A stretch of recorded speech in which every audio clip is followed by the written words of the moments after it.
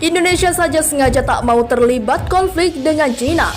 Mendadak Malaysia malah berani tantang negara panda, padahal sudah jelas akan kalah jika berperang.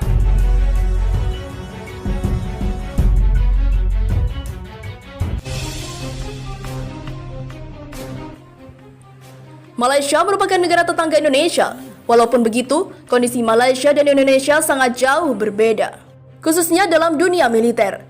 Saat ini Indonesia menempati urutan ke-16 sebagai negara dengan kekuatan militer terkuat di dunia. Sementara Malaysia harus puas menempati urutan ke-44 dari 138 negara. Hal itu berdasarkan data dari Global Firepower tahun 2020. Akan tetapi, tanpa memikirkan posisinya itu, hubungan Malaysia dan Cina terancam memanas. Ketika Indonesia berupaya tak ikut campur konflik dengan Cina, pemerintah Kuala Lumpur malah mendapat atau membuat panas pemerintah Cina. Hal ini setelah Kuala Lumpur tak akan mengekstradisi warga Uighur yang telah melarikan diri dari Cina. Meski tak pernah diungkapkan ke publik, namun keputusan ini ditemukan dalam sebuah catatan dari pemerintah Malaysia kepada parlemennya. Hal ini menandai pertama kalinya Malaysia menyatakan posisinya soal isu Uighur. Sean R. Roberts, seorang profesor studi pembangunan internasional di Universitas George Washington, dengan tindakan ini Malaysia mengambil sikap penting di saat banyak negara lain di Asia Tenggara termasuk Indonesia dan Thailand enggan untuk mengambilnya. Ini kemungkinan akan membuat marah Beijing, tetapi itu adalah posisi yang bertanggung jawab, ujar Robert. Posisi Malaysia mungkin mengakibatkan beberapa orang Uighur yang tersisa dan masih tersebar di seluruh Asia Tenggara mencari perlindungan di Malaysia. Sementara sebagian besar orang Uighur yang telah melarikan diri dari Cina melalui Asia Tenggara pada akhirnya berusaha untuk melakukan perjalanan ke Turki. Tidak ada bukti bahwa Uighur saat ini dapat melarikan diri dari Cina sama sekali, kata Robert. Mustafa Akyol, penulis asal Turki yang berfokus pada Islam dan modernitas, mengatakan posisi Malaysia menandai awal langkah dari negara-negara mayoritas Muslim untuk melindungi Uighur dan murka Cina. Di saat penganiayaan atau penganiayaan terhadap warga Uighur di Cina telah berkembang dalam beberapa tahun terakhir, dia bilang banyak pemimpin Muslim berpaling ke arah lain. Ini karena persahabatan mereka dengan Cina. Menurutnya, pesan Beijing bahwa setiap negara tidak boleh ikut campur dalam urusan dalam negeri satu sama lain kemungkinan beresonansi dengan di antara pimpinan. Ribuan orang Uighur meninggalkan Tiongkok melalui Asia Tenggara dari tahun 2010 hingga 2016 sebagai akibat dari meningkatnya represi di wilayah Uighur di Cina.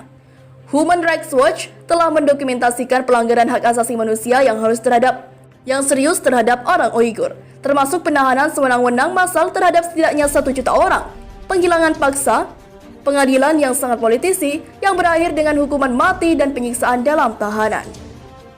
Sementara itu diberitakan sebelumnya,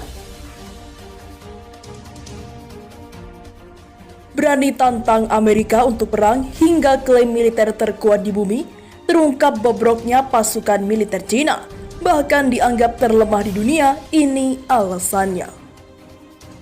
Setiap negara memiliki tentaranya masing-masing, termasuk Cina. Di Cina, Tentara Pembebasan Rakyat ataupun PLA Cina merupakan Tentara Nasional Republik Rakyat Cina. Dilaporkan saat ini PLA disebut-sebut sebagai pasukan terdepan yang siap melawan negara lain. Hanya saja, ada perbedaan antara militer Cina itu dengan pasukan pertahanan Rusia dan juga Amerika.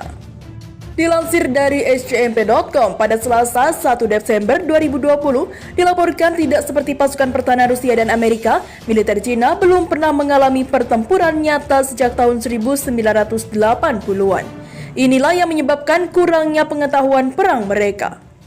Dengan kurangnya pengalaman tempur dan pengetahuan tentang perang modern di atas, maka hal itu menghambat dorongan modernisasi militer Cina, serta kemampuan untuk menghadapi tantangan keamanan dan berkembang di dalam dan luar negeri, kata para analis.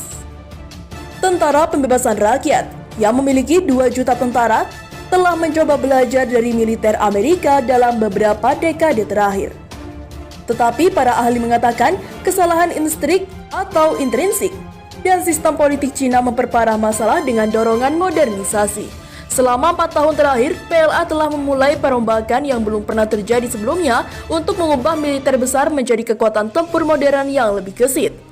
Partai Komunis yang berkuasa menginginkan PLA menjadi kekuatan modern pada tahun 2027 dan militer kelas dunia pada tahun 2050. Tetapi ada tanda-tanda jalan yang harus ditempuh dalam operasi bersama yang penting, dengan Komisi Militer Pusat atau CMC yang sangat berkuasa mengeluarkan pedoman pelatihan baru pada awal November lalu.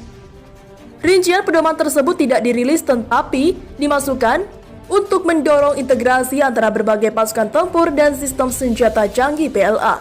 Orang dalam militer mengatakan bahwa lebih dari 70% dokumen itu didasarkan pada pedoman militer Amerika untuk operasi gabungan.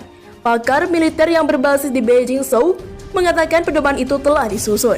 Namun karena virus corona, hal itu mencegah PLA memenuhi target pelatihannya tahun ini dan pasukan militer perlu mengejar ketinggalan. Tanda-tanda target yang terlewat itu terlihat pada konferensi peninjauan pelatihan tahunan di Beijing pada 25 November. Saat itu Presiden China Xi Jinping yang juga Ketua CMC meminta petinggi militer untuk membuat perbaikan